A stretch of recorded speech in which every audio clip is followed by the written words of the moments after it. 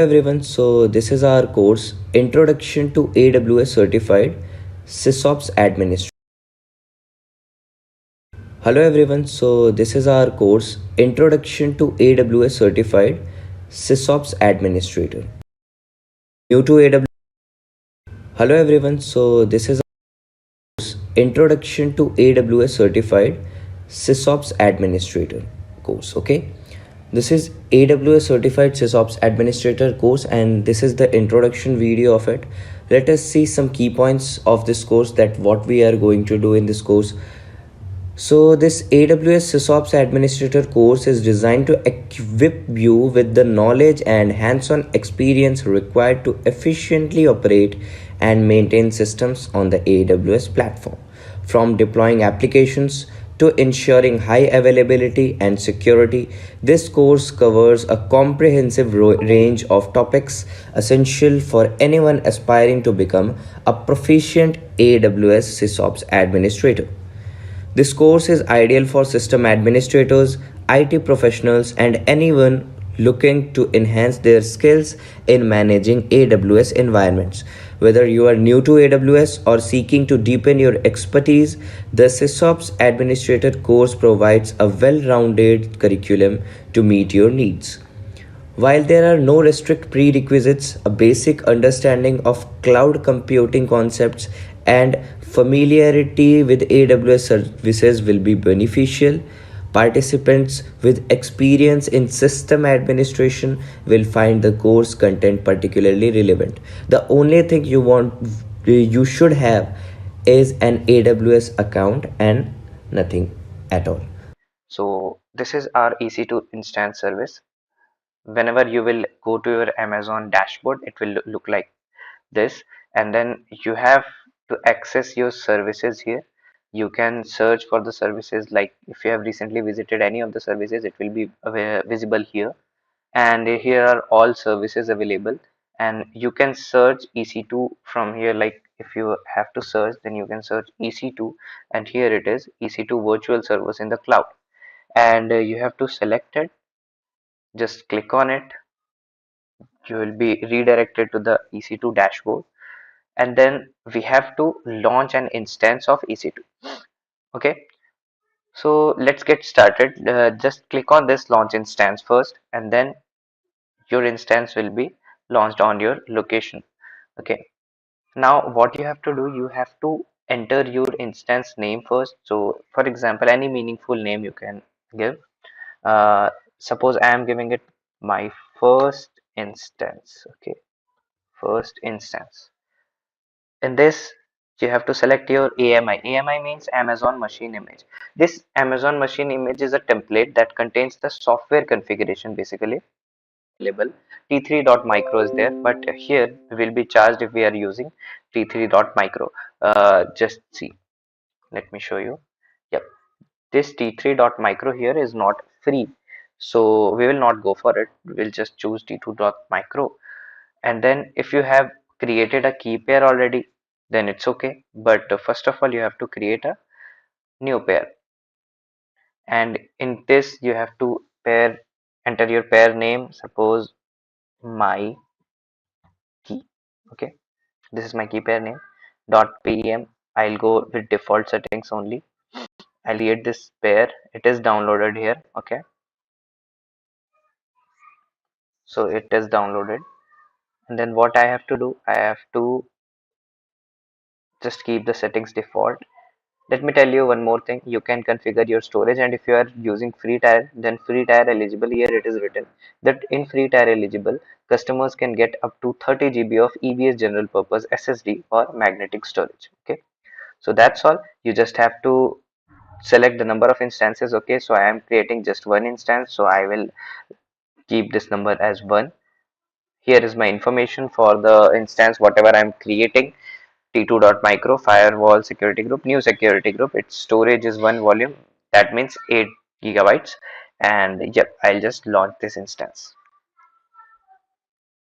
So my instance is getting ready, it is being launched. You can see this success message here, that this means that my instance is already created. Now what can I do? I can just check the launch log. It is initializing requests, creating security groups. Okay, so my instance is already created. Let's go to the dashboard where I can see my instance. And yes, this is my instance. This is my first instance. Instance ID is here. Instance state is running. Type is t2.micro. Status check is initializing. Alarm status, no alarms. Availability zone is here, and everything I got. And wait, yeah, when I just select this instance, I can work on into this instance if I want. Okay, so this was my instance creation. I can just connect from my instance, connect using EC2 instance connect, and I can connect it. Like suppose, just look here, I have connected to my instance and I'm into my instance. Now I can work whatever I want. I can write codes and snippets here. So that's all for instance connection. And yep, I have connected to my Amazon Linux, and whatever I'll be writing would be performed here. It is as same as your Linux machine that is installed in your system, in your local system. This is very similar to it. We will check that how we can change the EC2 instance type. Okay, so you can change the EC2 instance type if your instance is EBS backed up. And for this you have to do, like, first of all you have to stop your instance, whatever instance it is, or if it is running you have to stop that instance. Then you have to refresh it, and then it will show you that you can change the instance type in settings. Okay, that I'll show you in this hands-on. So let us start by doing so. First of all, I'll just give you an idea that how we can change the EC2 instance and why should we change the instance according to our need. Suppose we need some more memory to our file. So how can we give that? We can give that by changing the instance type. Let us start by changing this, and let us start by having one example for this. Okay. So first of all, I'll check the memory that is available in my t2.micro instance type, and then I'll change this to some other instance type, and then we will check the memory. We will compare that. So first of all, let us connect to this instance EC2 user. Okay, let me connect to it. As you can see that connection is established here. Now I will write some example, okay, to show you what is the available memory in t2.micro for me. Echo hello. We will write echo hello hello.txt. We will make a file named hello.txt. Enter ls. Okay, so hello.txt is there. We will check whether this hello is there in our hello.txt or not. So cat command, using cat command we can do so.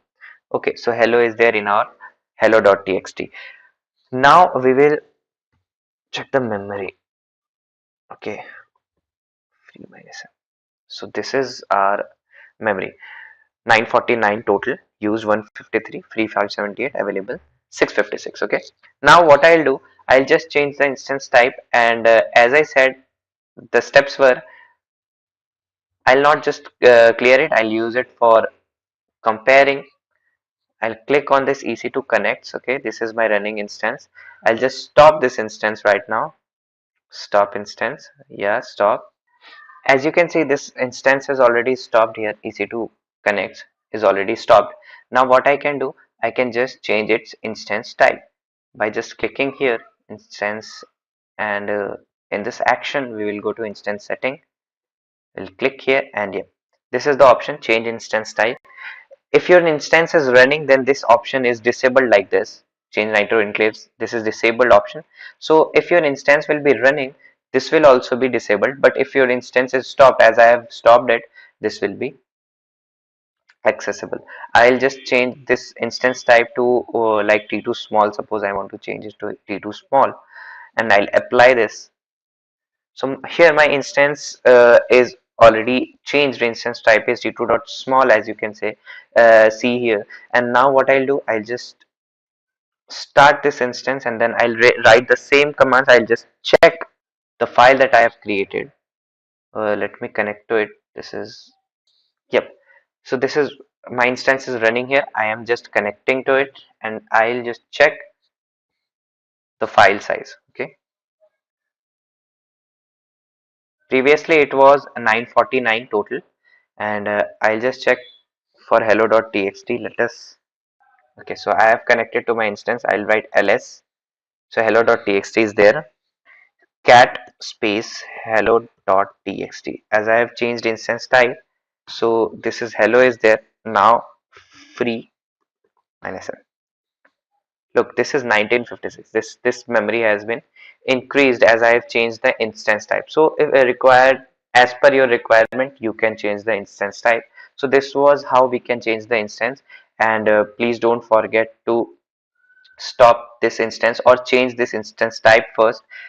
Okay, I'll just change this instance type because you want to be in your, if you want to be in your free tier limit, so you can just change, or either it will charge you. Okay, let's talk about enhanced networking now. So it is another way for us to get better networking performance for our EC2 instances. And so we have the type EC2 enhanced networking SRIOB.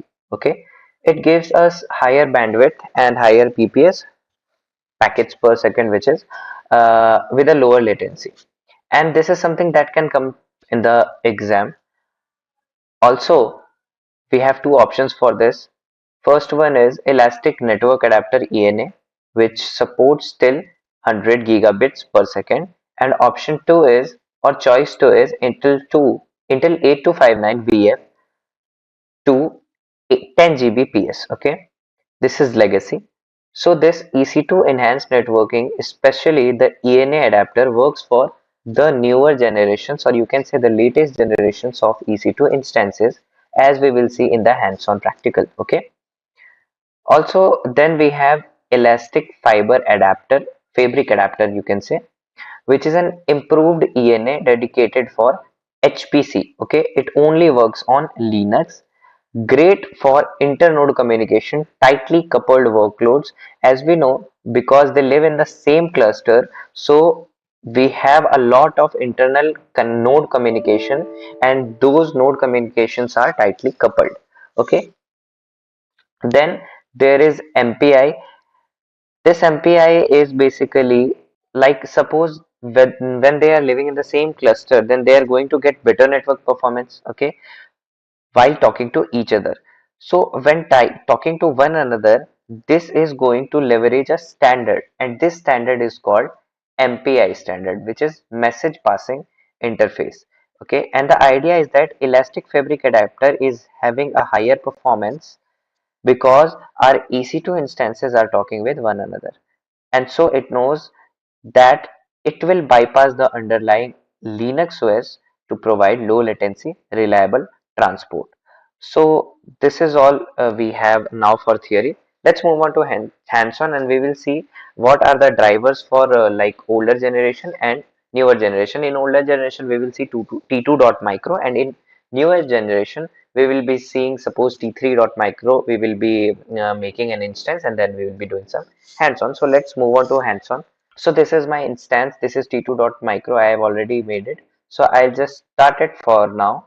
Okay, I'll just start it. Until then, I'll make another instance of T3 dot micro. Okay, newer version type. So let's name this like / only. Let us not name it anything.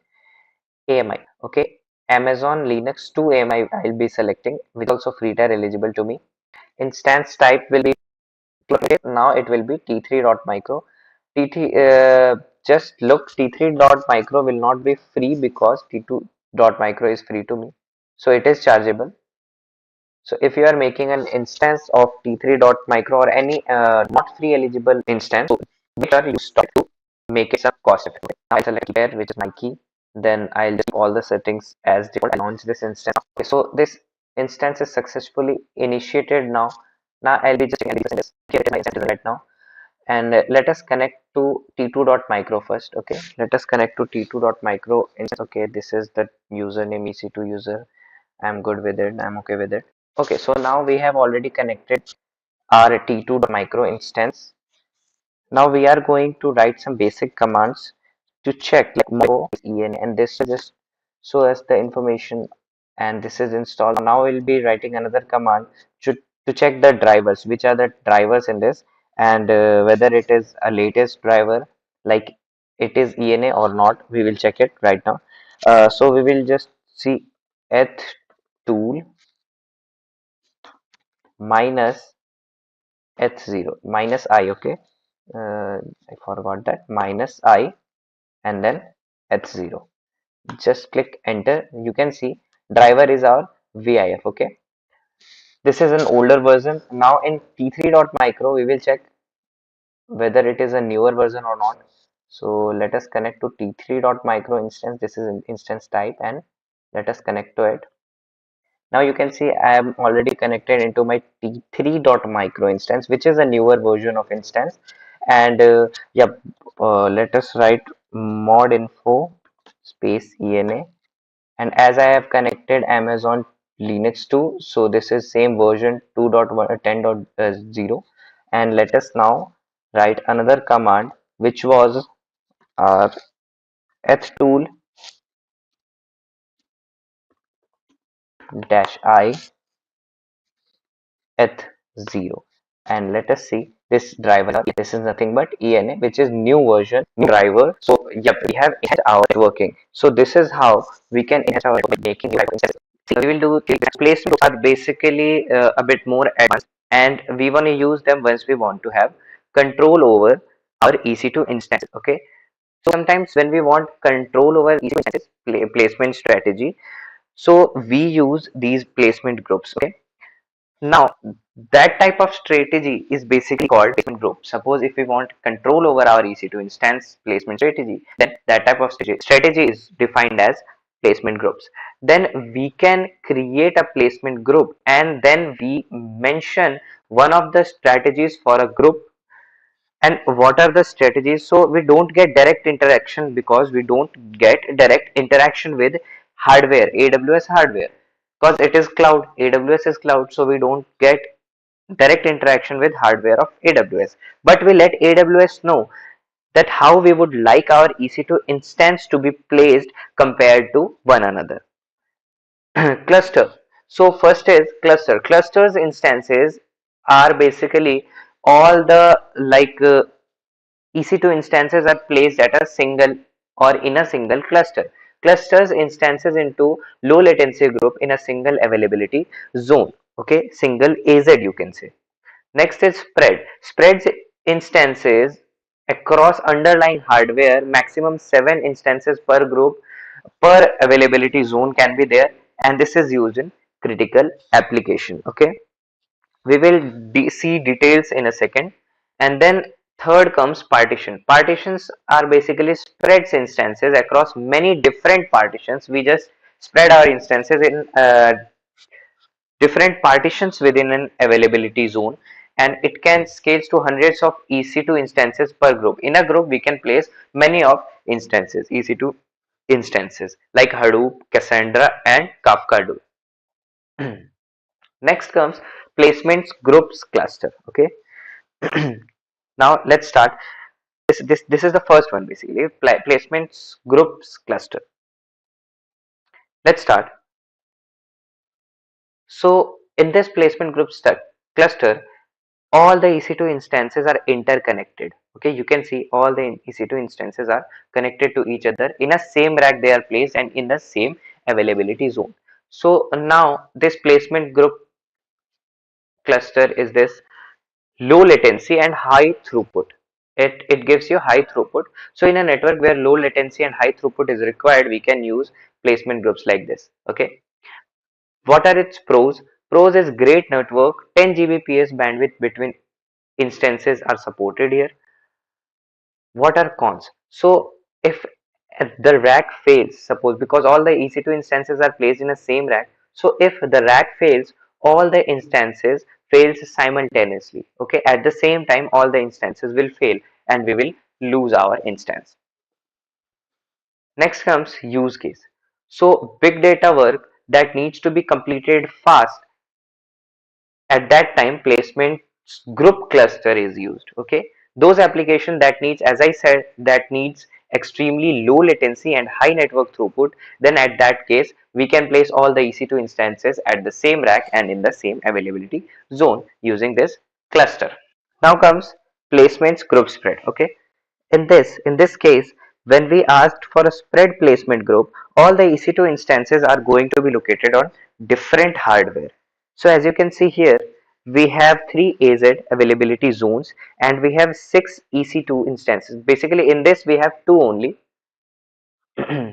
Total is 6. We have 2 EC2 instances per partition. Okay, and now what we will see that these are groups basically, and these are located on different hardware. Suppose first is on AP South 1A, then next is AP South 1B, next is AP South 1C. So these are all different, located at different hardwares. Suppose EC2 1 is on hardware 1, EC2 next is hardware 2, other is on hardware 3, other is on hardware 4.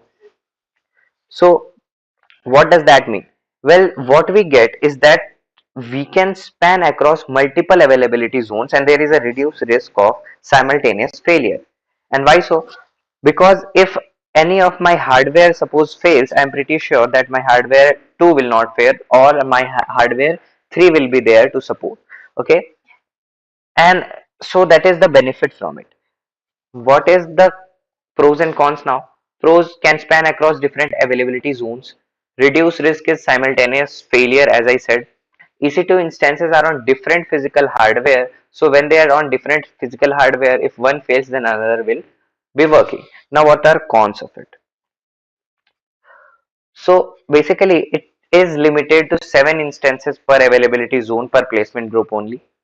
Next is use case. So application that needs to maximize high availability, we can use it there. Next is critical applications where each instances must be isolated from failure from each other. Suppose if my first instance is failed now, and if we want to separate, isolate them, so that if my first instance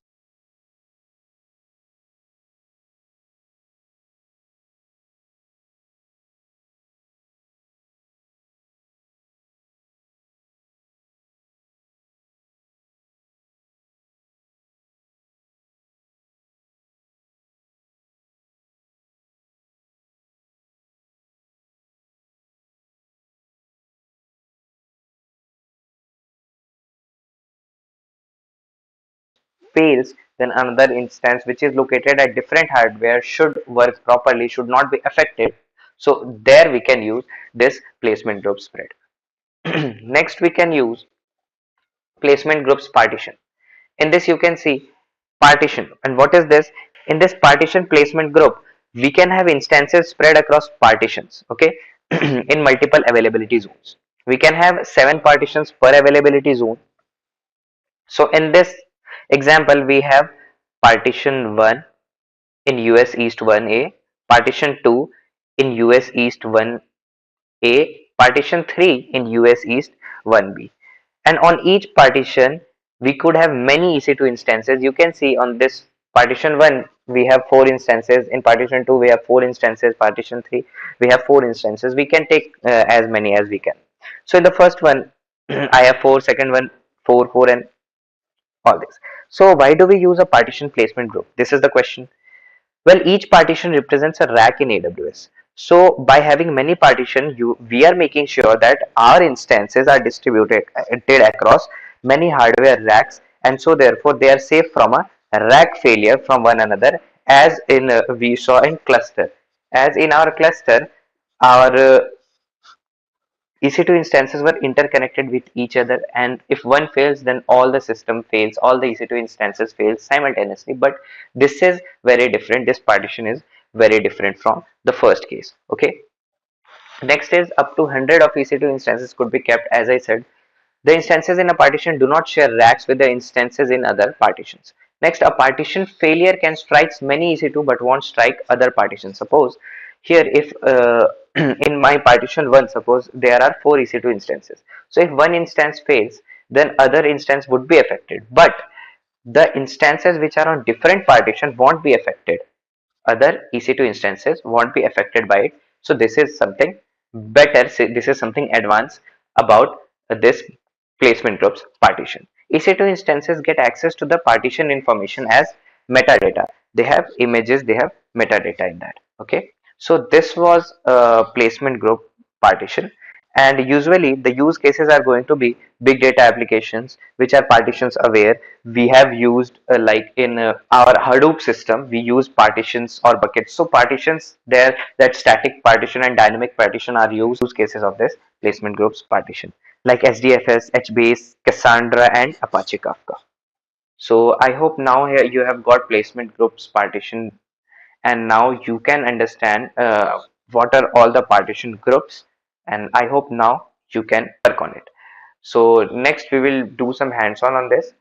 We will be doing some hands-on. We will be creating placement groups in AWS. So open this EC2 dashboard, and in this scroll down, and then you will find placement groups in network and security. So in network and security, placement groups are there. Just click on it, and now we will be creating placement group. While creating placement group, you have to name, suppose this is my placement group. So the first placement group was cluster, so I will name it my placement cluster. Okay, my placement cluster. I'll choose strategy, I'll be choosing cluster here, and then I can add a tag, or suppose I have created this group. So my placement cluster group will be created here. You can see this cluster, and all the instances will be shared in the same cluster. Okay, all the instances that I'll be making will be saved in the same cluster. Next, I can make another placement group, which is my placement spread. My placement spread it is. Let me name it my placement spread. Okay, then I'll choose strategy, which is spread. Spread, in this spread, the EC2 instances are spread across different hardwares. So here you can see rack, that means hardware or host. So I'll be choosing racks here. I hope you know why. And then I'll be creating group. So this is strategy is spread, and then whatever instances I'll be making will be saved in different hardwares to prevent EC2 instance failure. Okay, next is I'll be creating placement partition. And in partition, I hope you have watched my previous video. So in partition, what we do, we choose number of partition. As I have mentioned in my theory in my previous video, that we can make 7 up to 7 partition in one placement group. So I have chose the maximum number of partition, and now I'll be making this group. So this is how we can make placement group in AWS. So hello friends, in this video we will see the shutdown behavior and termination protection in AWS instance. So first we have shutdown behavior. So whenever we make an instance, we have two options.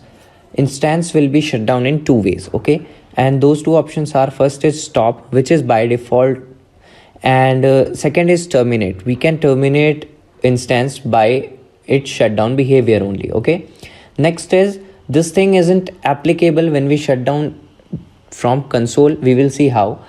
Okay, we will see it on our hands-on. Next is CLI, instance initiated shutdown behavior. This is the CLI stuff, CLI command, which is very much relatable by its name only. Next is termination protection.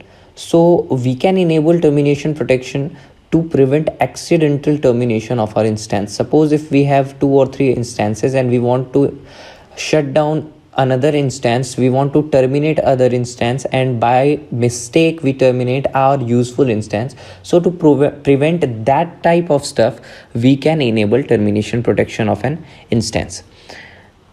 The note is, if we have shutdown behavior is equal to terminate. Suppose if we have ticked the shutdown behavior as terminate and termination protection is enabled, then also instance can be terminated from OS from CLI by writing sudo space shutdown command. We will see how. Okay, so now let's move on to hands-on and let's check whether this is applicable or not. So here I will launch an instance first. My instance name, let us name it hyphen only, nothing else, dash Amazon Linux AMI2 I'll be choosing,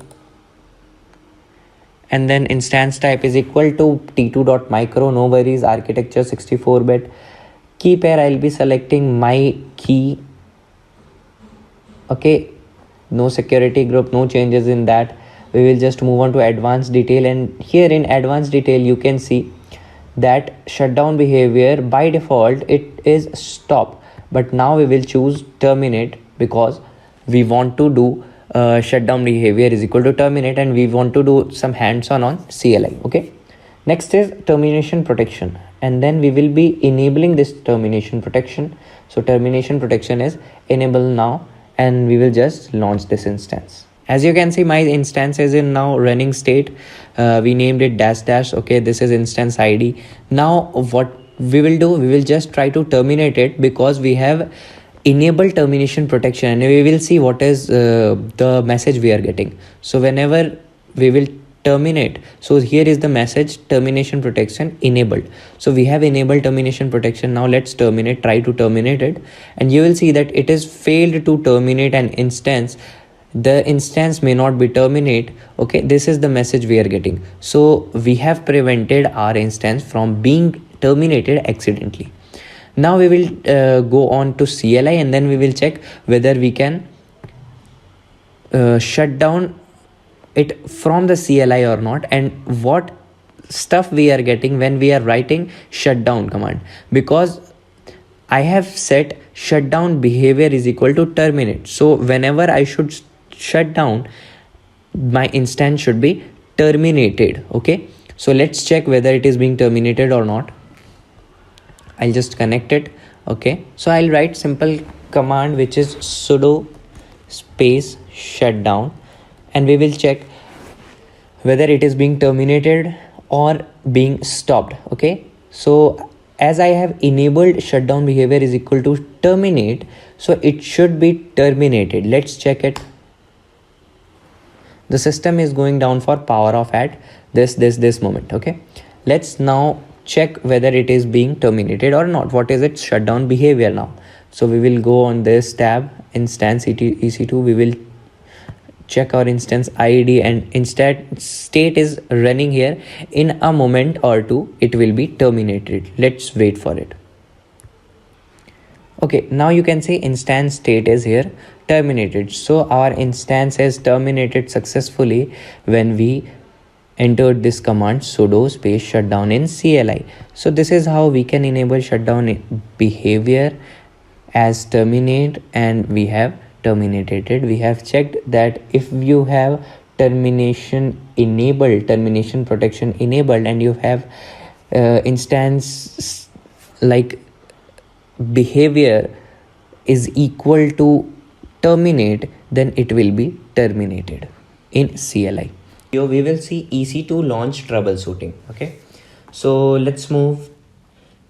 The first type of error that we can get whenever we are launching an instance is instance limit exceeded, and this error basically shows that we have reached the maximum number of vCPUs in a region. Suppose we are provided a limit of like 64 vCPUs, and we reach that vCPUs in a region, then this error might occur. Okay, like instance limits are set on a per region basis. Suppose if you are in US, so your region, whatever your region is, that will be your instance limit will be set as per your region only. For example, suppose if you are running on-demand instance types, then you will have 64 vCPUs by default. Okay, next is how to solve this error, how to resolve this error. So the solution of this error will be like, if you can launch your instance on a different region, you can do so, or you can put a request on AWS to increase your limit for the region.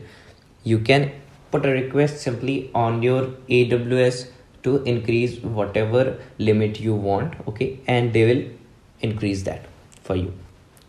vCPU based limits only apply to running on-demand instances and spot instances that we will see in hands-on right now.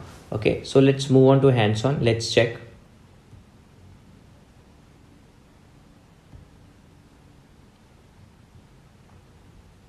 So here is our EC2 dashboard. Let's see something like the first thing is how we can check whether what is our limit of vCPU. Okay, so let us check.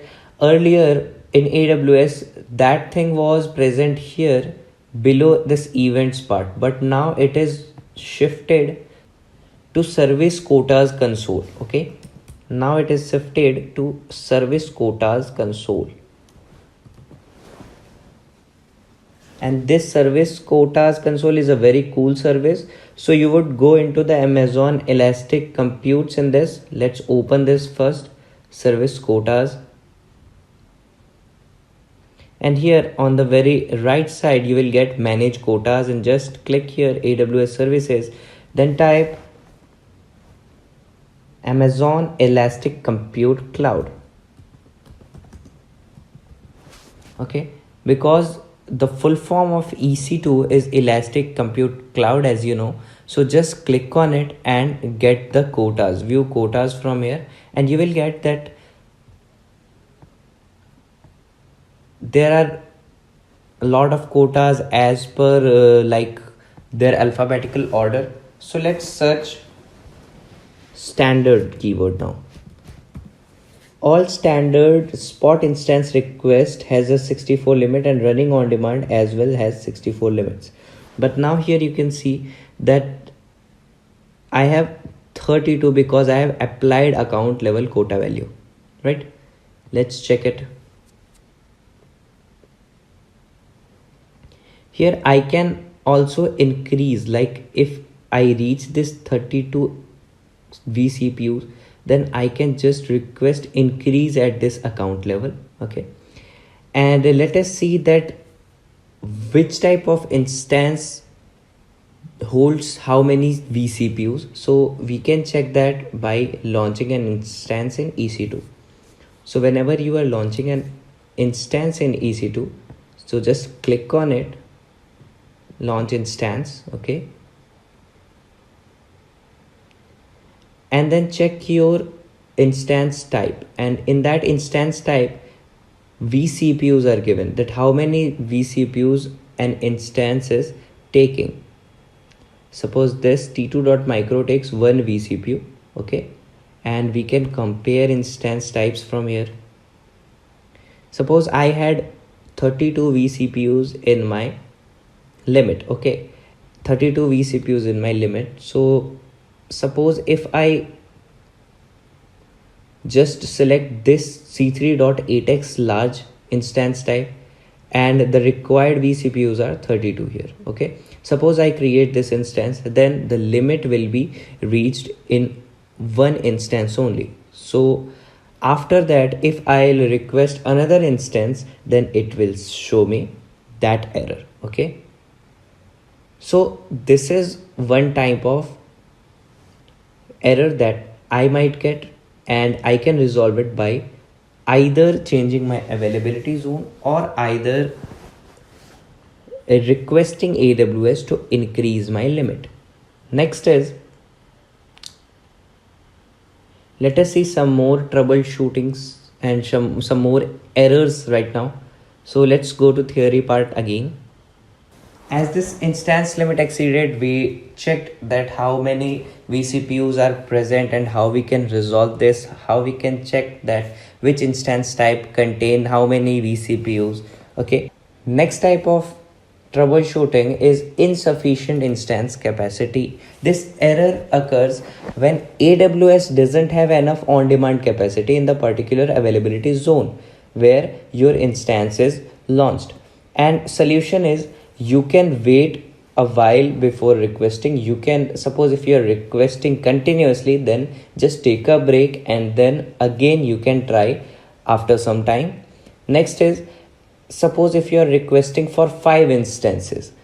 Okay, so rather than applying all at once, you can break down the request and request multiple instances one by one. Okay, If needed, submit a request for a different instance type too, and then you can change that instance type as per your requirement, as we have already seen that in our previous videos, that how we can change the instance type. Also, we can request the EC2 instance in a different availability zone. We can request EC2 instance to be launched in a different availability zone, so that that zone should have enough on-demand capacity and we do not get this type of error. Next is instance terminates immediately. Suppose if you are creating an instance and from pending it just goes to terminated and it doesn't shows you running or stopped. So how this error can occur? You might have reached your EBS limit. EBS snapshot might be corrupted. Okay, you should check that. The root of EBS volume is encrypted and you do not have the permission to get the KMS key. Suppose the root EBS volume is encrypted and that you do not have key or permission to get the KMS key, so you cannot terminate, like launch your instance, and you cannot run. Your instance will terminate immediately. The instance store backed AMI that you use to launch the instance is missing a required part, an image.part.xx file. Next is to get the exact reason why that error is occurring, why that instance is being terminated immediately. Then you can check out the EC2 console of AWS. In that instances and in that description tag, you can note the reason which is next to the state transition reason label, and you can check that reason from there, and now you will know that what is the reason behind the termination of the instance. Okay, so I hope you got this video correctly, and now you can troubleshoot if these type of errors occurs while you are working in AWS. We will see that how we can connect to EC2 with SSH and what problems we might get when we are connecting with SSH. Okay, we will see how can we edit security groups, edit inbound rules in that. So let us move. You will get an unprotected private key file error if you don't have 400 permissions for your private key PM file on your Linux. Okay, you might get an error. Make sure you provide correct username for the OS when logging in into SSH, else you will get host key not found or permission denied or connection closed by instance port 22. Port 22 is the port at which EC2 instance runs actually. Okay, reasons for connection timed out might be your security group is not configured accurately. This might be a reason for a message connection timed out to EC2 instance whenever you are connecting via SSH. NACL, that is network access control list, it might not be configured correctly, that might show this error. Next is view the route tables for the subnet. Okay, if you are connecting your EC2 instance with SSH, just check inbound and into that route tables whether the subnet is given correctly or not. Instance might not have a public IPv4. Your instance might not have a public IPv4 address, that address which is used to connect to your instance, okay, in your region. Next is CPU load of the made instance might be high. Suppose if your CPU load is high, instance might not get connected and it might show connection timed out. Okay, it may show that result to you. So that is an error. So these may be the reasons of this type of message. So this is all possible reasons.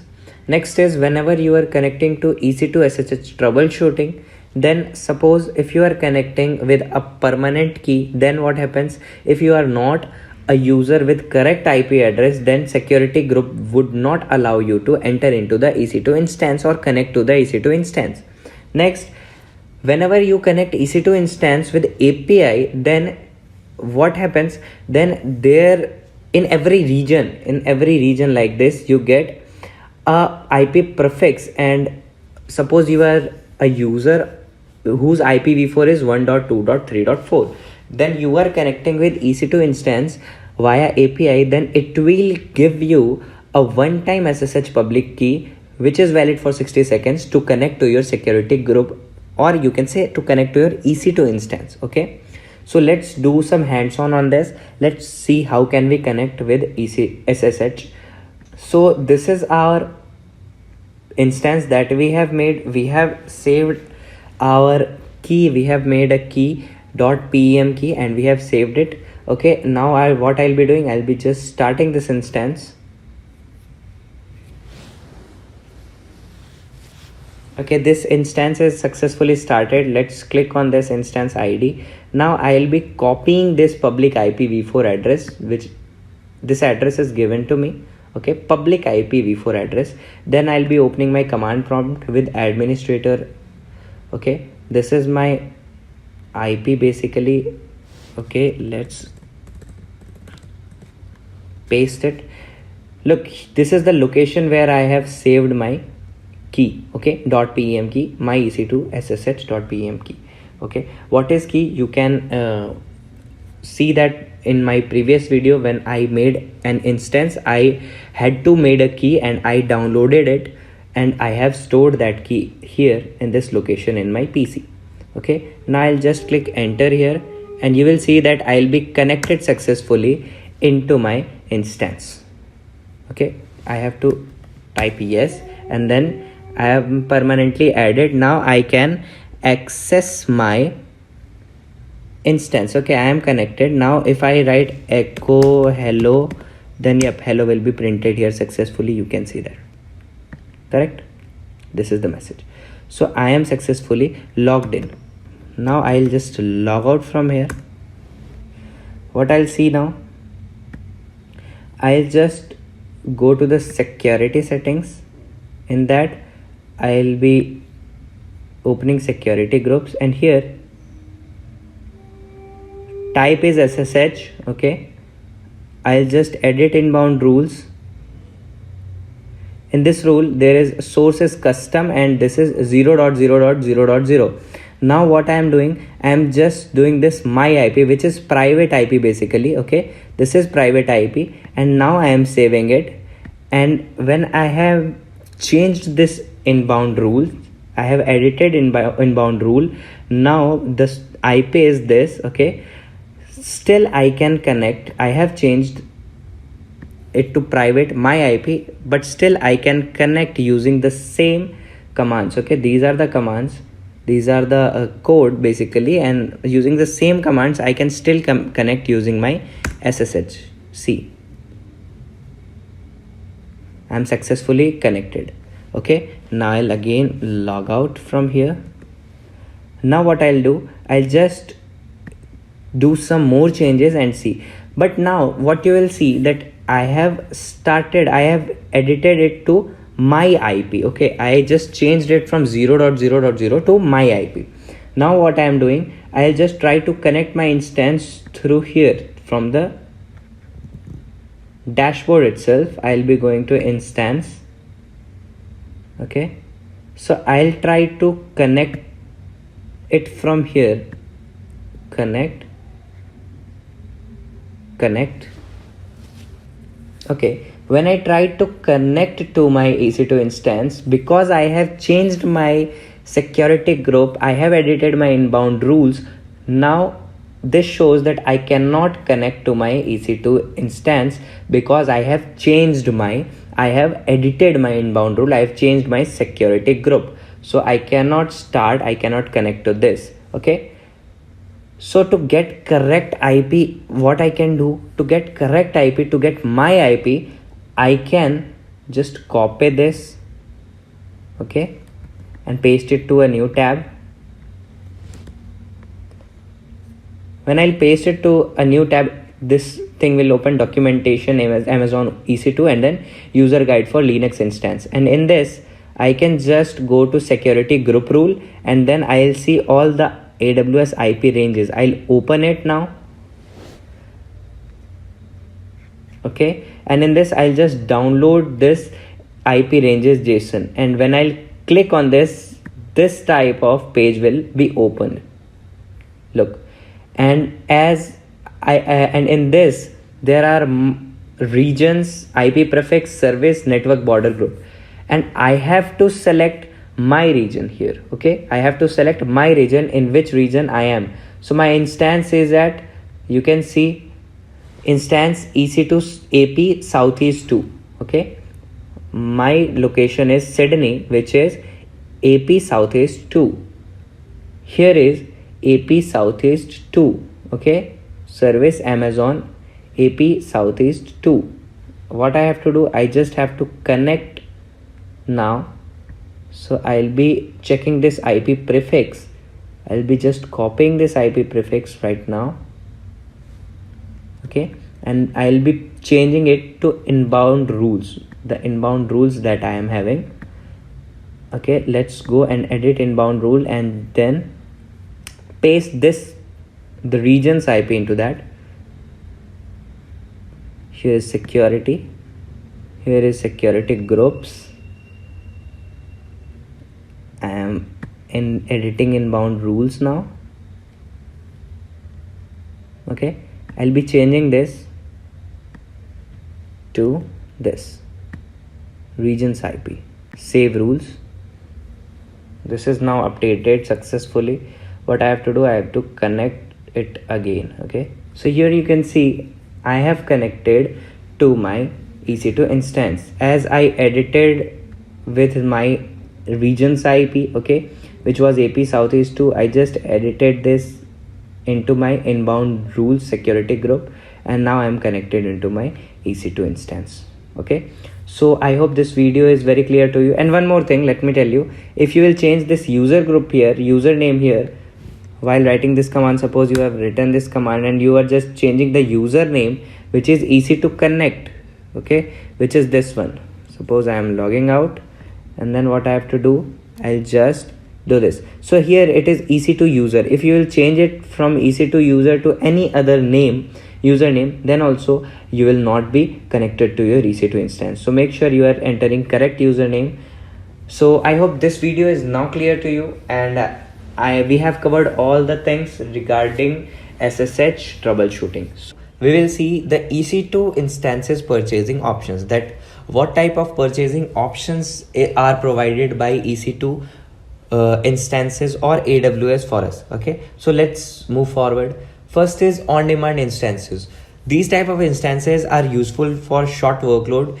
Predictable pricing are here, and you have to pay by second. Okay, suppose you have to pay every second for your usage. Okay, next is reserved. Reserved is like you are reserving an instance for certain period of time.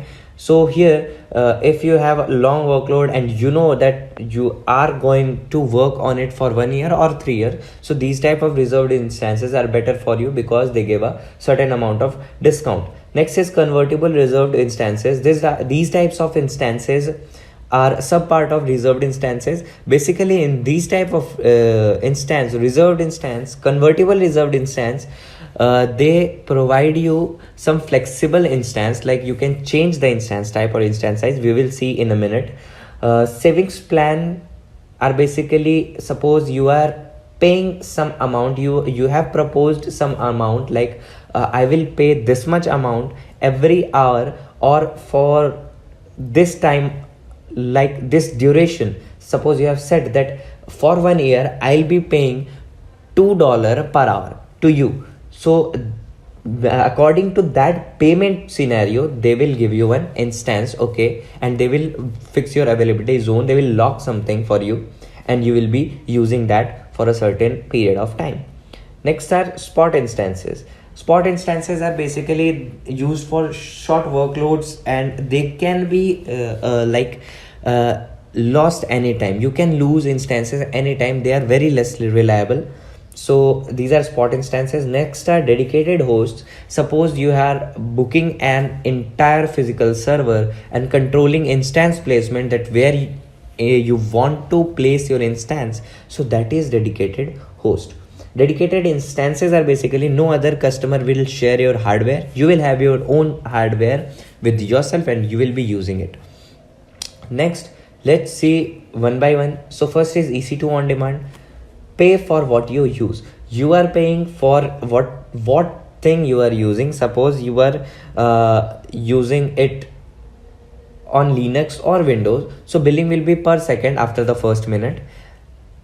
In any other OS, billing will be per hour, okay, per hour based. Next is has the highest cost, but it has no upfront payment. You will be only paying for your usage only, okay. You don't have to prepay anything, okay. Everything will be like you will get a bill and you will have to pay for what you have used.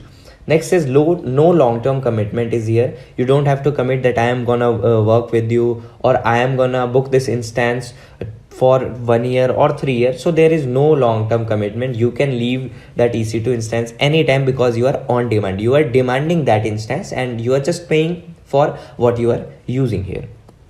Next is recommended for short-term and uninterrupted workloads. Suppose you have a shorter term and uninterrupted workload you want, okay, so you have to work on 3 months only, and then you will be paying it. Suppose for 3 months whatever you are using, you will be paying for it, and you don't want any interruption, then also you can use that. You can't predict here. Suppose you can't, it is short term, but you can't predict that how application will behave. Is it gonna work in 2 weeks or 3 weeks or 1 month or 3 months? So you don't know, but yes, you have an idea that this is a short term stuff and I can work on it. So you can use EC2 on demand. No discounts are given on this. Next is reserved instances. EC2 reserved instances are basically giving you 72% discount compared to on demand instances, because you are reserving it for a long period of time, okay. You have reserved a specific instance attributes like instance type, region, tenancy and operating system. You have reserved it for a specific time, like reservation period is 1 year, so you will get some discount. If you are reserving it for 3 years, you will get more discount. Payment options, if you are not paying anything, no upfront payment, then you will get some discount. If you are doing some partial payment, then you will get a moderate discount, and if you are paying all the amount at one go, you will surely get some more discount in it. Reserved instances scope. Suppose you are reserving your instance on a region or a zonal scope, so you can reserve your capacity in any availability zone here. Recommended for steady state usage application. If your application doesn't want any interruption in that, and it doesn't wants to be lost also, so this type of stuff EC2 reserved instance can handle, okay. You can buy and sell in the reserved instances marketplace. Suppose you have used only 2.5 years and you have reserved your instance for 3 years, so that 6 months, for that 6 months you can sell your instance in reserved instances marketplace. So you can also buy and sell, so this is also something that is more beneficial to you. Convertible reserved instance, this is another type of sub part in reserved instances. In these we have the privilege to change the EC2 instance type, instance family, OS like operating system, scope and tenancy. You can change all the things. You will surely get some lesser discount than reserved instances because you are getting these type of privilege to change your EC2 instance type at any point of time. So it will surely not give you that much discount, but yeah, it will also give you a bit of discount like 66%, which is lesser, but it is much more greater than on demand instances. Next is EC2 savings plan. You get a discount based on long-term usage up to 72%, same as RIs, okay, reserved instances. Commit to a certain type of usage, $10 per hour for 1 or 3 years. What you are doing here, you are just committing a certain amount that you will be paying to AWS, okay, for some duration like 1 year or 3 years.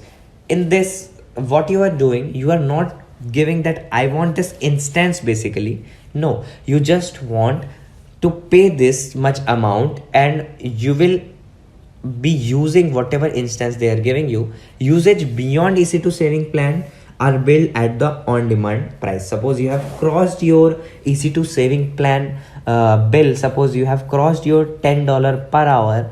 Okay, so now what? So now you will be paying at the on-demand price. Okay, because now your saving plans has been crossed and you will be paying your on-demand price. Logged to a specific instance family, it will be logged like if you have micro or T2 or T3, it will be specific. Okay, and AWS region is also fixed here, like M5 in US East. So these AWS region is also logged here whenever you are working with EC2 savings plan. It is very flexible across instance size. You can change the size at any point. Okay, you can also change the OS like Linux or Windows at any point of time. You can also change the tenancy like host or dedicated or default. You can also change that. Okay, EC2 spot instances. Now what is this? So this is the most feasible stuff because you will get a higher discount on it. You can get about 90% compared to on-demand instances, but there is some drawbacks. Let us see. Instances that you can lose at any point of time. If your maximum price is less than the current spot price, you will lose that. Now what is this? Suppose if you have set the price is your price is like $20 and you have crossed it, you have $21 or $22 used. Okay, so you have used your more than your maximum price. Your current spot price is more than your maximum price. So what now? Your instance will be lost. Okay, the most cost efficient instances in AWS, it is very useful that are resilient to failure. Okay, it is very useful for works that are resilient to failure. You can afford that failure of instance at any point. You don't have to worry. So in that use case, you can use this EC2 spot instances. Very useful for batch jobs, data analysis, image processing, any distributed workload that you are having.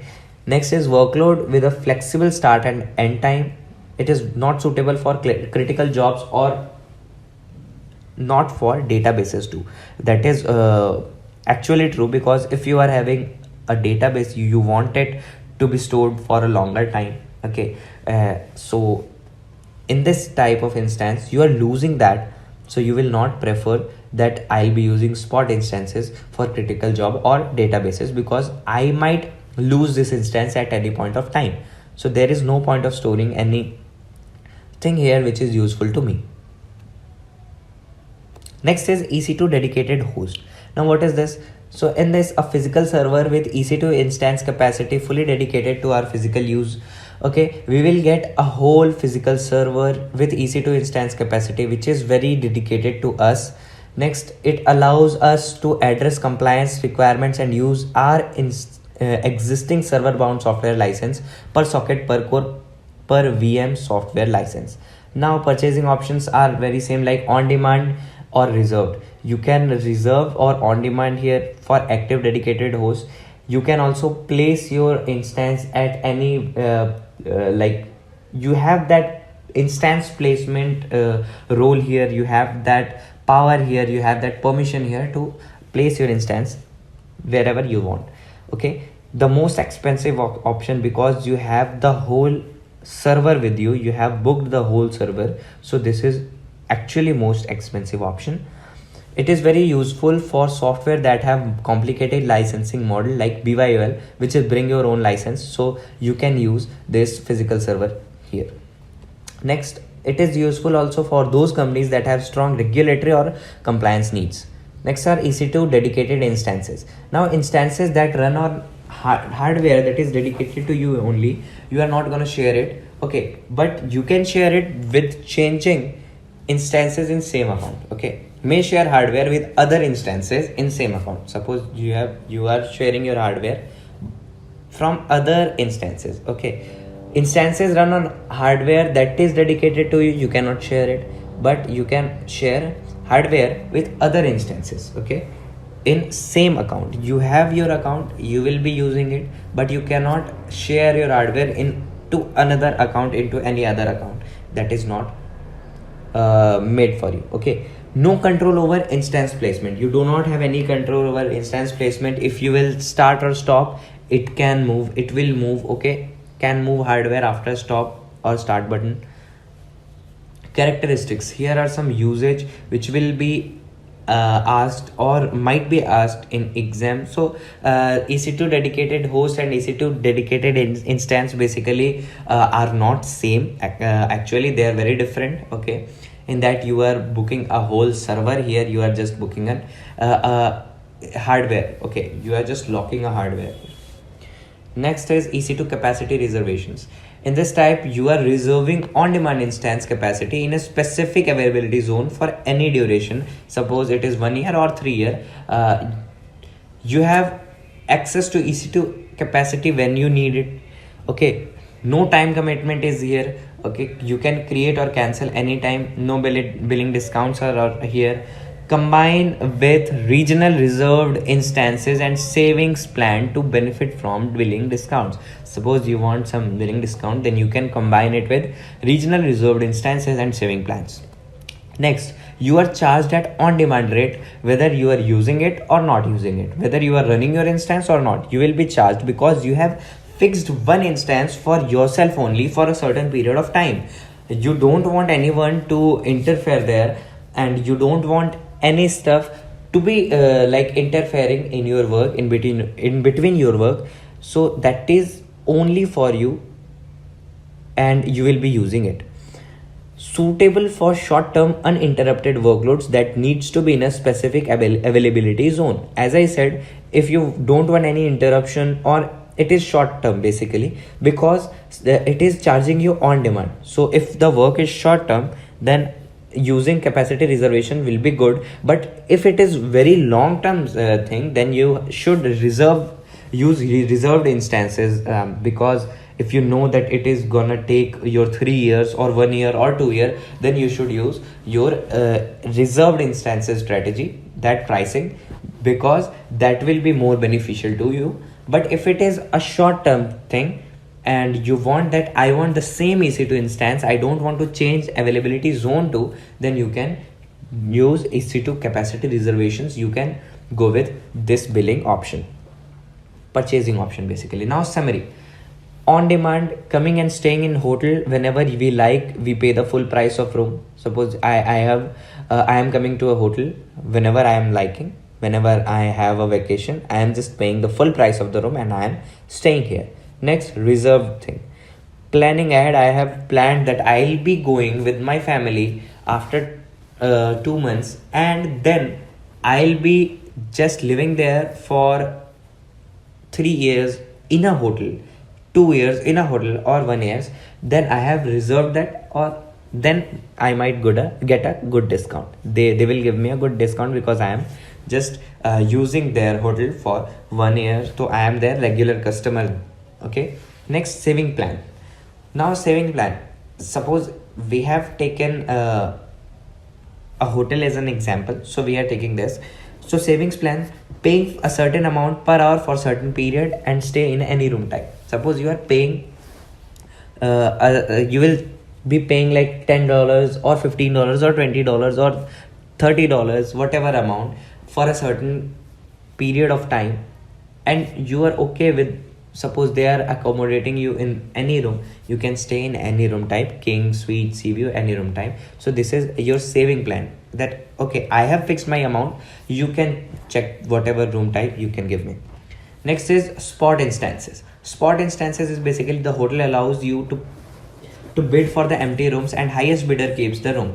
But this is not safe actually. Suppose you are staying and someone bids more than you, then they will kick you out from there. So this is not a feasible option. Next is dedicated host. What is dedicated host? So this is actually like you are booking a whole and building of a hotel and you are using it. So if you are actually just acquiring the whole building of the hotel, you are booking the whole building, then it will be costly to you. It will not give you any discount, but you have that access to all the rooms. Okay, Next is capacity reservations. You book a room for a period of time with full price. You don't want to stay in it, or you are staying in it. Okay, suppose you have booked a room for 2 months, so either you stay in it or not, that doesn't actually matters. So this is capacity reservations, that I have this room. Okay, whether I'm living or not, you should not ask me that. You just give me, I'll be paying price to you, and I'll be living as per my choice. Next is price comparison. Suppose I have taken the example m4.large USC 1. So in this, these are the price type and these are the price per hour. Suppose on demand is $0.10. Spot instances are basically giving you much discount than on demand, and all the instances, all other instances are giving you billing options are giving you much discounts. Okay, dedicated hosts are giving you on demand price only. Capacity reservations also give you on demand price only. All other instances price type gives you much more discount. We will see spot requests, saving plan, reserved instances, dedicated host, and capacity reservations.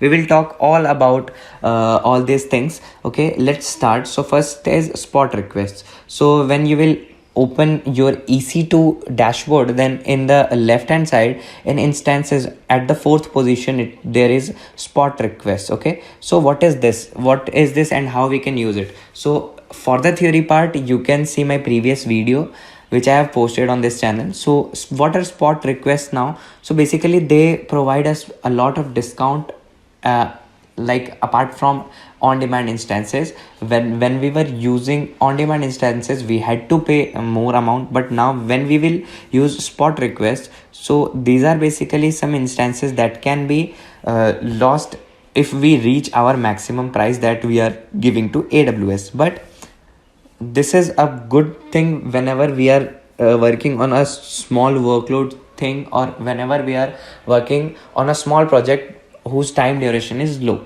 Okay, so let's see the pricing history first. Okay, so suppose we have chosen this instance type. Next is our data range. Data range might be, you can choose it for 1 month or 3 months. Suppose we have chosen it for 3 months. In 3 months we can also choose graph according to availability zone or instance type. With availability zone, you can see, suppose your availability zone is for AP Southeast 2A, AP Southeast 2B, or AP Southeast 2C. So this is the region which is the cheapest for us, which we can use, and we can get the most amount of saving, which is 74.92% savings. Next is how we can make this spot instance. So let's go back and see this. Okay, so you can request your spot instance here. Whenever you will request your spot instance, you can manually configure it, or you can use a launch template instead. Okay, suppose if I am here using manually configure launch parameters, so I'll be selecting an AMI.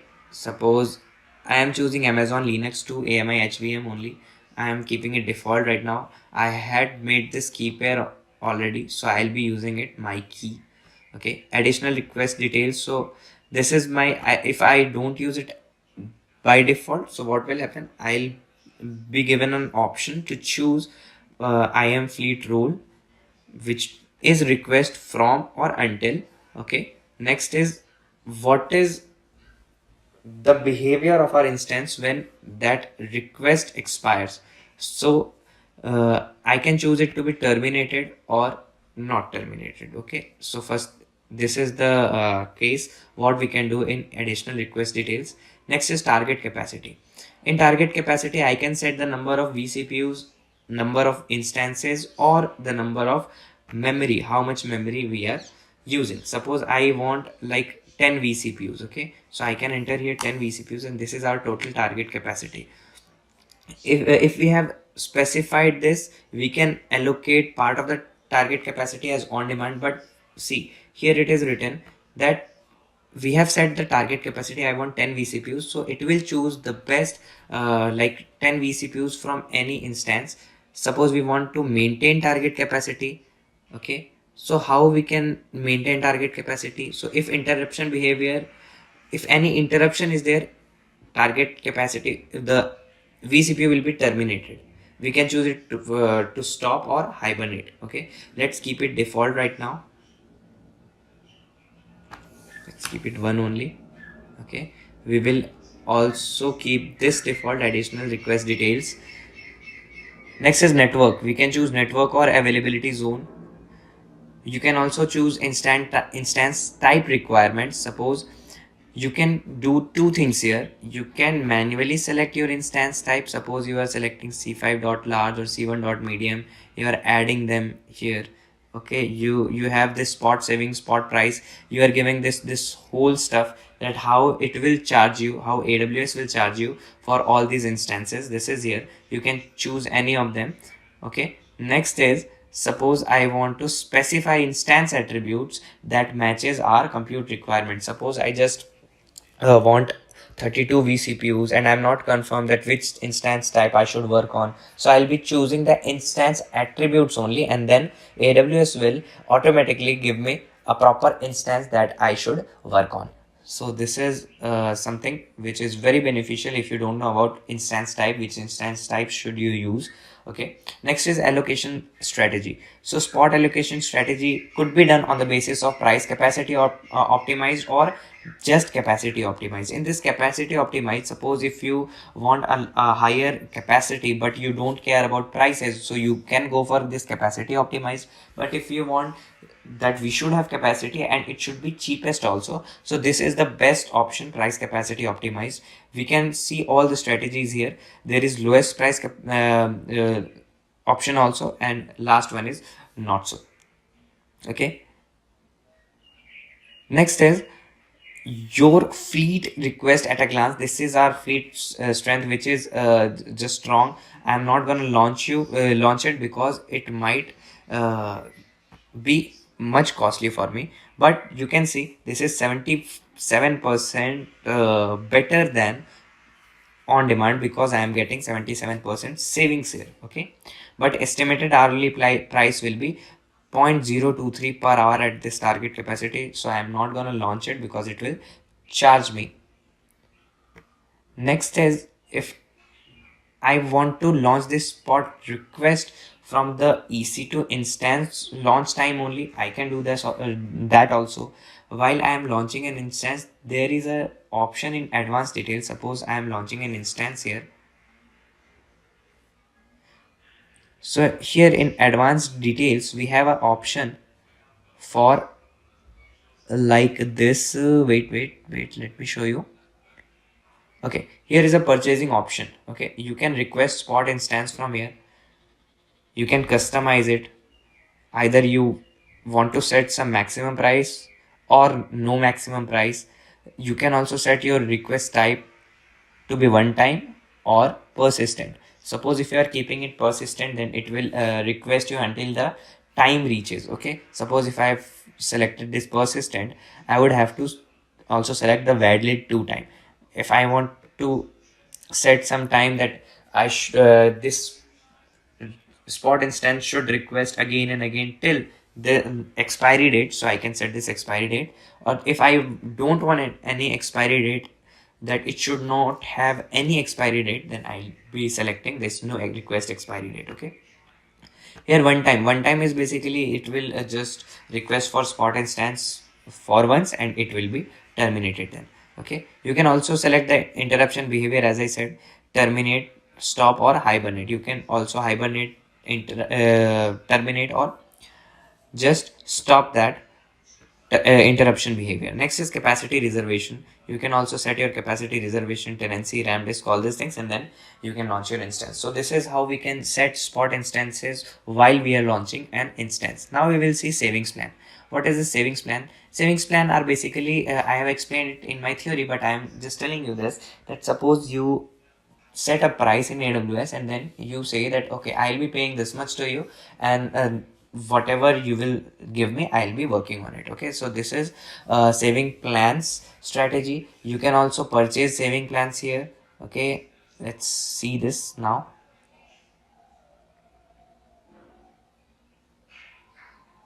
Here is cost management, billing and payments pages here.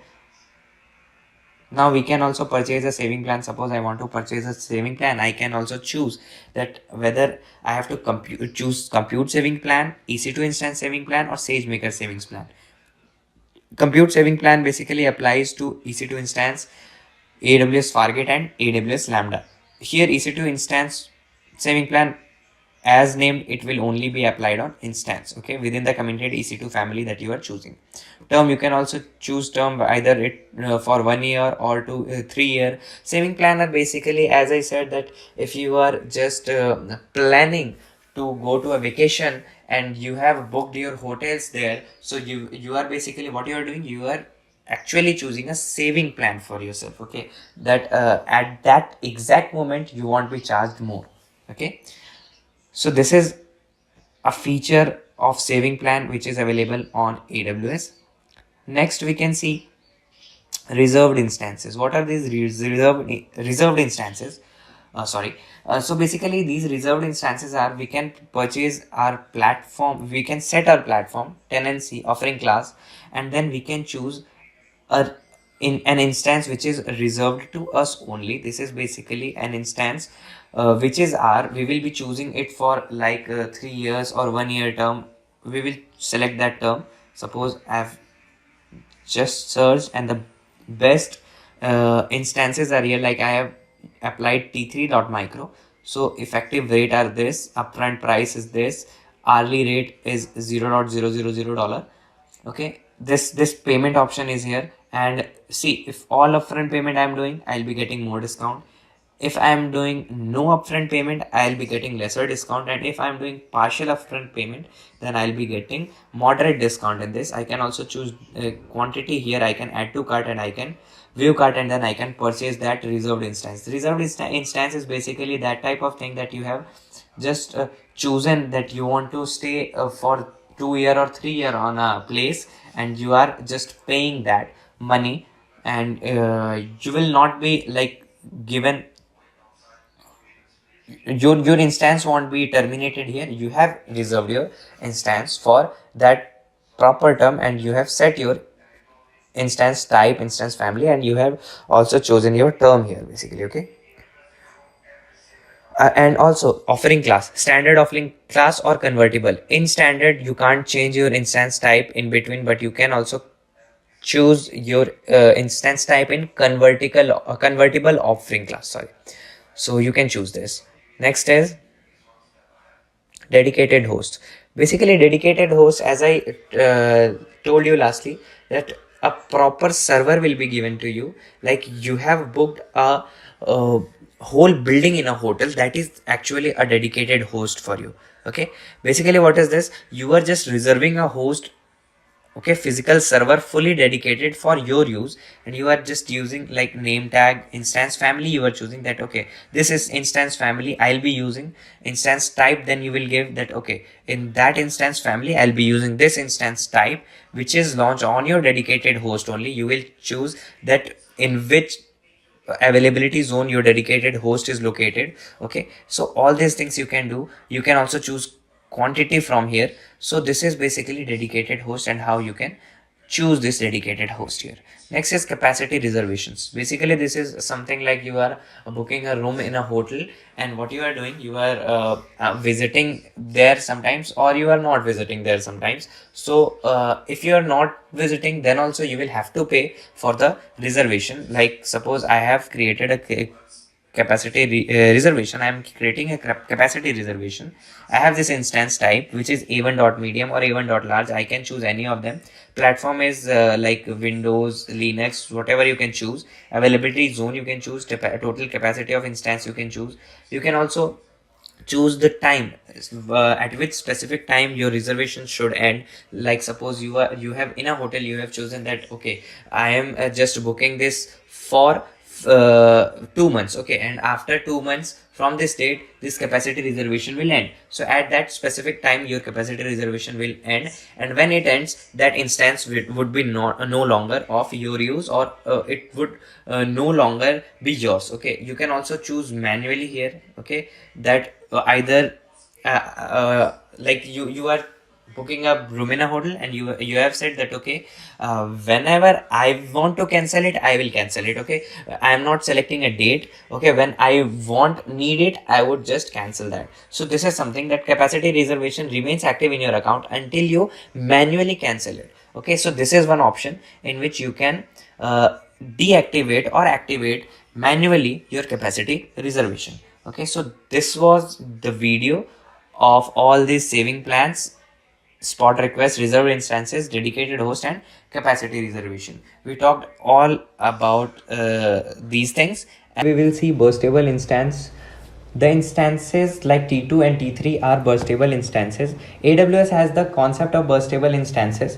And what are these burstable instances? So burst means that overall the instance has good CPU performance. Like if you are working and if your instance is getting burst, then your CPU will have a good performance. And when does it burst? So suppose when the machine needs to process something unusual or unpredictable thing, like a spike in load, for example, so it can burst. Okay, so your instance will burst and then CPU can be very good.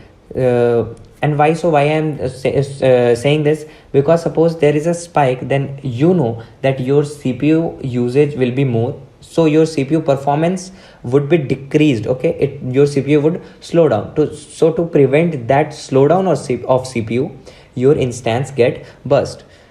If the machine bursts, it uses burst credits.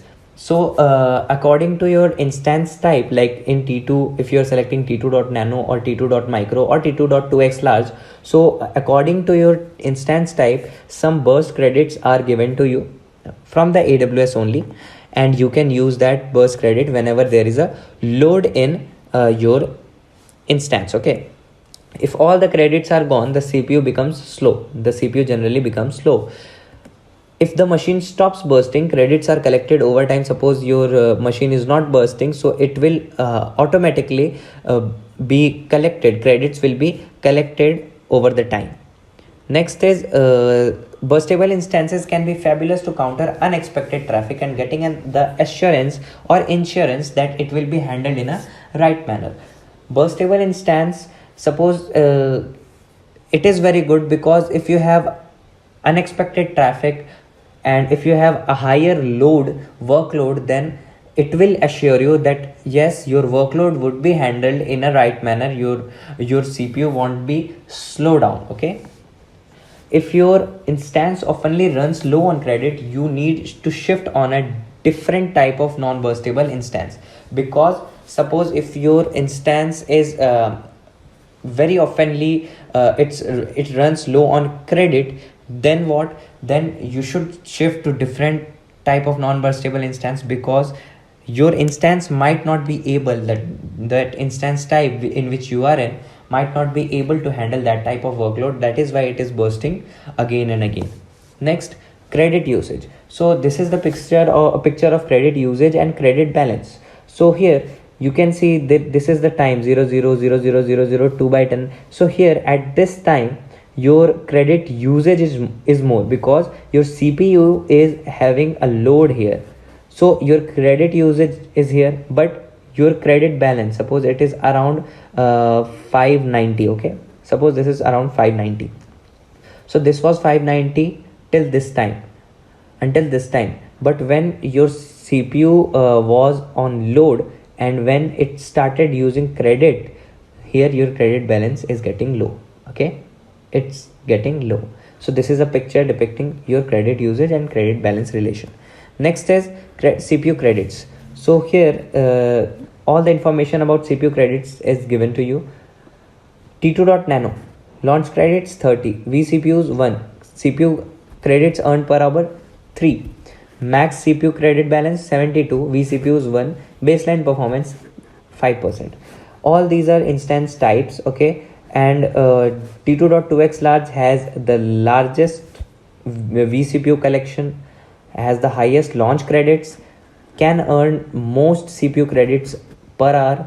It has also like you can earn CPU credit balance 1944, vCPUs are 8, and it can give you about 135% of CPU utilization. Experiment run a CPU stress command to peak at 100%. Suppose after the credits are exhausted, the measured CPU utilization drops. Okay, here is the picture of CPU utilization. Here it is 100% CPU utilization. Your CPU is being utilized at the full capacity here. Now your credit balance at the same time would be dropping drastically. Okay, and when it becomes a zero, your credit is exhausted, then what? Then your CPU utilization would be slow again, low again. Your CPU will be slow here. Next is, it is possible to have an unlimited burst credit balance, but surely AWS will charge you for that. Suppose if you have exhausted your credit balance, then also your CPU performance won't be low if you are selecting unlimited burst credit balance, but they will charge you for that. If average CPU usage over a 24-hour period exceeds the baseline, then the instance is built for additional usage per virtual CPU per hour. And you have to be careful, you have to monitor again and again, so that you don't go beyond your whatever budget it is for you. Here it is the picture representing CPU utilization, credit balance, and CPU surplus credit charge. And this surplus credit charge would be charged to you by AWS. So you should have this on mind. Let's do some hands-on on this. I have this running instance now. Let us see where we can have credit specification, where we can enable that unlimited or standard. So when you launch an instance, suppose I am launching an instance here, when you move down, my family should be T2, okay, T2 or T3. So my family is here T2.micro instance family. Next I'll be moving to advanced details. Here are the advanced details. Let's look. So here you will find credit specification, okay, and this credit specification, if you will select that like unlimited or standard, and on the basis of that your credit will be utilized. Suppose you have chosen unlimited, then if you cross your credit balance, then addition charges will be applied by AWS to you. And if you are choosing standard, then what happens? If you are choosing standard, then if your credit balance is used up, then your CPU will ultimately be slowed down, and that will be like your workload. If your workload is higher, then your CPU will not perform according to you. Next we can also see, like if I am moving back, this is my running instance. I can also monitor my CPU utilization from here, like in this monitoring. I'll click this and you can see that I have not used this instance much. I have just created it, and here is my CPU credit usage count. You can see it was spiked here, like this is the spike. My credit usage was the most here, and this is how my credit balance just dropped slightly, you can see, and now it is again regaining. Okay, so I can regain my credit balance ultimately automatically by AWS over the time, and my credit usage was more here. My CPU utilization I can also monitor from here, like it was utilizing the most here at this point, and suddenly it was dropped, and now it is also regaining. Okay, so this is how I can check my CPU utilization, credit usage. So I hope this was much understandable to you. We will see elastic IPs. Okay, so let's start now. So whenever you start and then stop the EC2 instance, you will observe that its public IP, that public IP before ID changes. Okay, it just changes and it gives you different values whenever you start and stop the EC2 instance. And if you need to have a fixed public IP instance, address, then you require an elastic IP. Elastic IP is a service from AWS which just fix your IP address to the server whenever you are working at an instance. Next is an elastic IP is a public IP before you own until you don't delete it. Okay, until you don't disassociate or until you don't delete it, that IPv4 address will be sticked to your elastic to your instance. Okay, you can fix it to one instance at a time, and you can remap it across instances.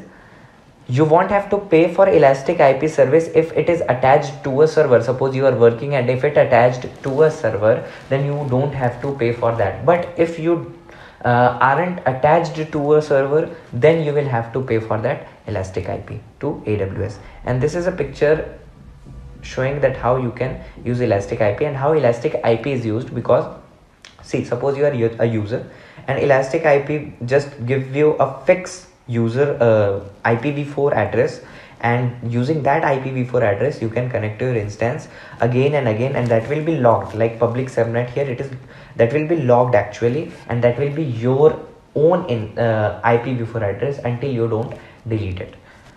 Next is how this can help. So with an elastic IP address, we can handle the failure of an instance or software by rapidly remapping the address to other instance in same account.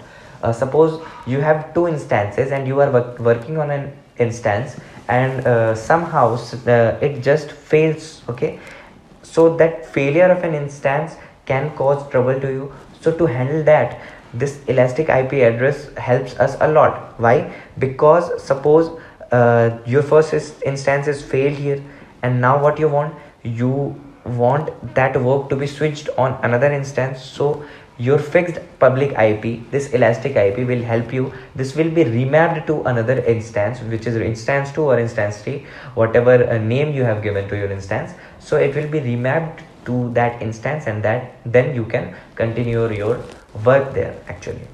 So now you can only have 5 elastic IP in your account. Okay, but if you want to increase it, you can ask AWS for that. How you can avoid using elastic IP? So you can think of other alternatives that are available to you. You could use a random public IP and register a DNS name to it. That will charge a lot. Or you can use a load balancer with a static host. So this is all. Let's go to hands-on now. Next hands-on is, suppose this is your instance. You have made this instance. Okay, this is stop. Let's run it now. As I told you that whenever you will start and stop your instance, your public IPv4 address will be changed. Okay, so to fix that, we use elastic IP. So this is our public IPv4 address. Let it be started.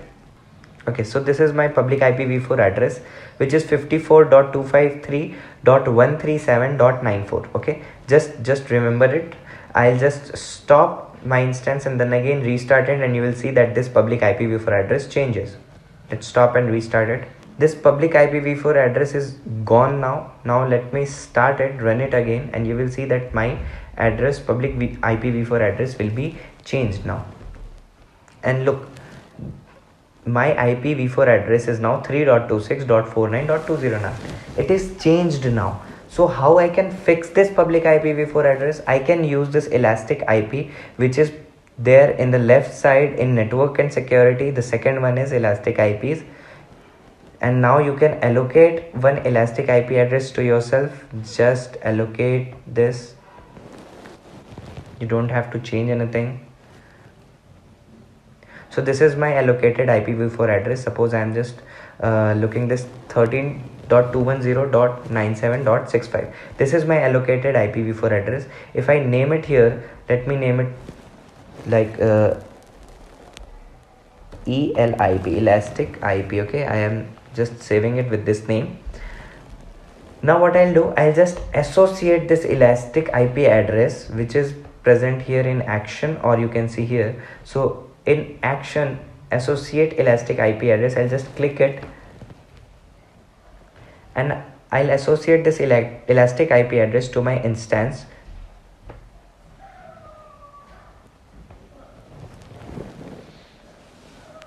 So I have associated this IP address with my instance which was running, and its IP address was something like 3.2.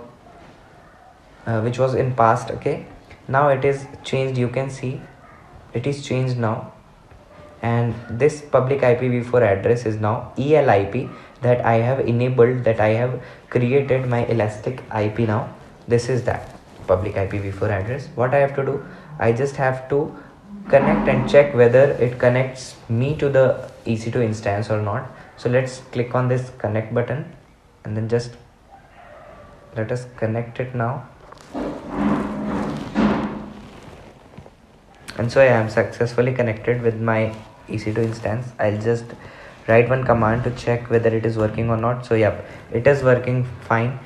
Now I have to stop and start the instance, I'll check whether this IPv4 address is being changed or not. So if I'll stop, you will see that like private IPv4 address, it will also be fixed right now. Just see, I'm just stopping it.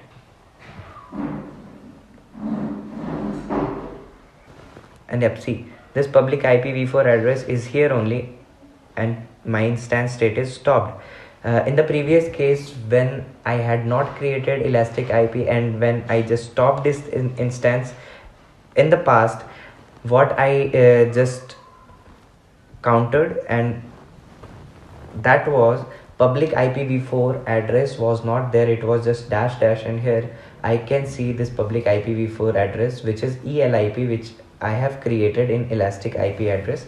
Now I'll just connect or start my instance, which is instance state. I'll just start it, and now it is being started, and you will see that my public IPv4 address will not be changed, it will be the same. Though we have stopped and started our instance, but still we can see that our public IPv4 address has not been changed yet. So this was the hands-on. Now to prevent the extra charges, you can just disassociate your elastic IP and then release that IP to just prevent that extra charges that will be given to you by AWS. So just disassociate with this elastic IP address now, because if you are not connected with the server, then AWS will charge you for elastic IP address service. So I have just released, and now you can see my instance will have a default IP address that is given by AWS. Look, this is the IP address. We will see CloudWatch metrics, how CloudWatch is attached to AWS, and we will see all the things here. Now AWS provided metrics, like AWS provides some metrics, and these are like basic monitoring metrics which are fetched at a 5-minute interval. Okay, AWS pushes them for you. Now detailed monitoring, it is a bit paid, and metrics are fetched at an interval of 1 minute. Okay, next is it includes CPU, network, disk, and status check metrics. Just remember these four are very important to you for the exam point of view. Custom metrics, you can push them, these metrics you can push, and basic resolution is 1 minute resolution, and if you want a high resolution, then you can go to 1 second resolution also. It includes RAM application level metrics. Make sure that your IAM permission of the EC2 role is given correctly. Okay, next is CPU utilization plus credit usage slash balance. This is the first metrics that is provided to you by AWS. You can check your CPU utilization, your credit usage, and credit balance that is used for burst. Network in or network out, everything will be provided by AWS. Next is status check, instance status, or the check the EC2 VM, your virtual machine, whether it is working correctly or not. Next is system status, check your hardware in which your instance is running, whether it is running correctly or it has some problem. Next is disk read, write, and bytes operations are given to you by AWS. Important note that RAM status is not included in the AWS EC2 metrics. It is not there. Next, do some hands-on and check with it. So here is my instance that I have created. I have just opened this instance. I hope you know how to open it. If you don't, just go to this instance, your running instance, and just click on this blue thing, okay, this link type thing, and just click it, that instance ID, and then you will be in your instance. Okay, now what you have to do, you just have to monitor. Okay, so you just have to click this monitoring button, and in this monitoring button you will see like these all things like CPU utilization, network in, network out bytes, network packets, CPU utilization, how much CPU is being utilized here, that is your CPU utilization. If your instance is running, it will show you. If you are working, and if your instance has a load, then it will show you that CPU is being utilized here. And network in and network out bytes. network packets here, whether in how much network is coming into your EC2 instance and how much network is going outside from your EC2 instance. Packets transfer also will be shown here, network packets out or network packets in disk read bytes, disk read operation, all this will be 0. And why 0? Because we have an EBS backed instance, so that is why it will be 0.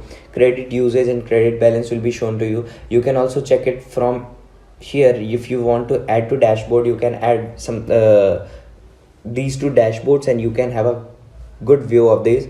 Like you can just create a dashboard of whatever name you want, so you can name anything like EC2 dashboard, and I have created, and now I'll be making a custom dashboard here. Like I'll be just given that what thing I want to give, so I can just do next here and I can check all the metrics here. Okay, what I have to do, I'll just delete this dashboard now. Okay, I can have a proper view from this EC2 dashboard. Now what I can do, I can also enable this manage detail monitoring. What is this detail monitoring? Now that I said AWS pushes your monitoring at every 5-minute intervals, but for if you want some detail monitoring, so AWS will push it for you at every 1 minute. If you have a heavy workload and if you want to be like in your budget, so what you will do, you will just pay for this detail monitoring and it will provide you the instance metrics at every 1 minute interval. By default it is 5 minutes, but then it will provide you at every 1 minute interval. This is your detail monitoring. You can just enable it and confirm it, but it will charge you a lot, so I am not gonna enable it right now because I don't have any work. So this was the thing, how you can see that CloudWatch is attached to AWS. We will see unified CloudWatch agents. So for virtual servers, EC2 instances or on-premises servers, these unified CloudWatch agents are there. They collect additional system level metrics such as RAM, process, use disk space, etc. They collect logs to send to collect CloudWatch logs like access logs or error logs, whatever the processes are being run in your like servers, virtual servers, all these are collected by these. No logs from inside your EC2 instance will be sent to CloudWatch logs without using an agent. So basically these CloudWatch agents send these logs from your EC2 instance inside your EC2 instance to the CloudWatch. Okay, they have a centralized configuration system using the SSM parameter store. But when you are using this, you have to make sure that IAM permissions are given correctly, and default namespaces for metrics collected by the unified CloudWatch agent is CW agent, and that can be configured and changed. This is the figure that depicts, that shows you that how you can use your CloudWatch. You can send your metrics or you can check your metrics to CloudWatch using CloudWatch agents. This is CloudWatch and EC2 instance which is unified with CW agent.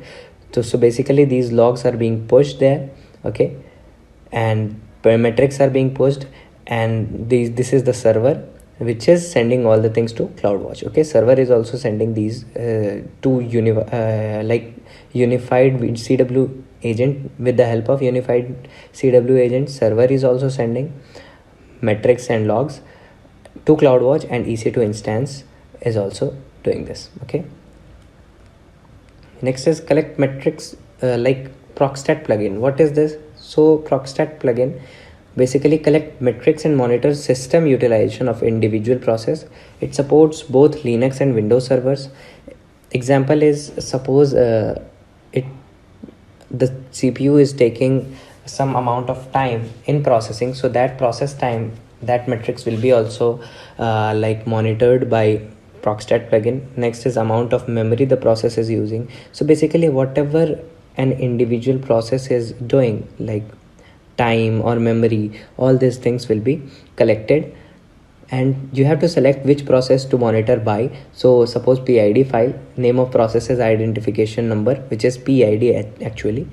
So name of the process, PID files they create. or either exe like process name that match string you specify, regex, and pattern like command lines used to start the processes. All these things will be monitored by these.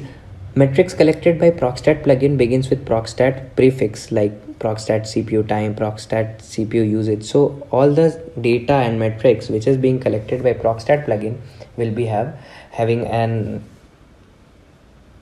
name, will be having a procstat prefix, and this will show that these all data are being collected by procstat. Okay, this prefix shows you.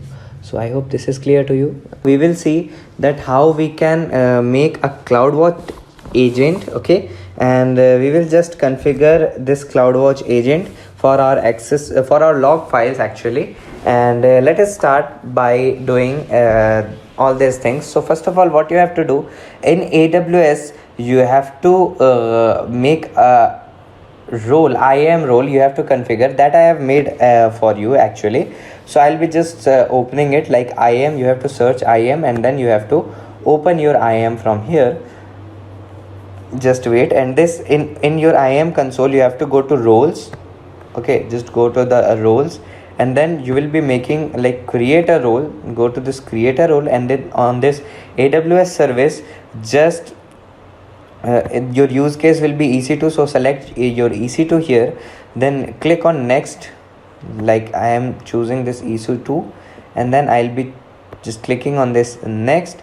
And what now? And now here you have to select for CloudWatch agent. Okay, and in this CloudWatch agent you have two policy, admin and server. Just click both the policy and just click on both the policies. Like I have just ticked the both like admin and server policies. And then I'll be pressing this next, and then you have to create a role here. Just add a meaningful name like Amazon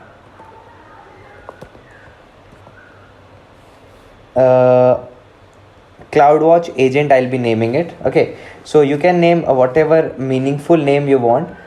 Nice. And then you can work on it. So first of all, just create this Amazon EC2. I'll be just naming it Amazon EC2 role for CloudWatch.